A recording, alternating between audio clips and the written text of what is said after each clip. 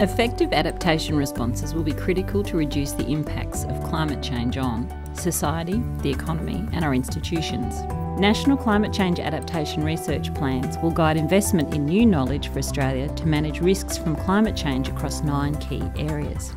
One adaptation research plan focuses on critical information gaps in our understanding of the social, economic, and institutional dimensions of climate change.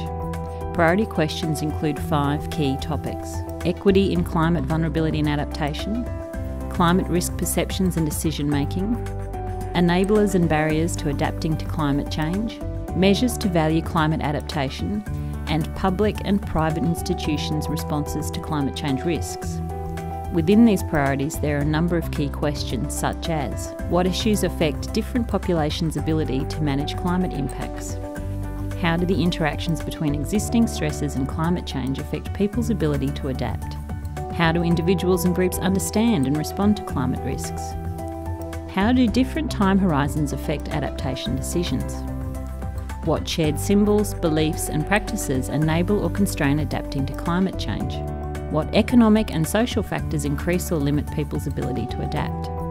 How do we value climate adaptation to include avoided damages, opportunity costs, residual impacts and gained benefits?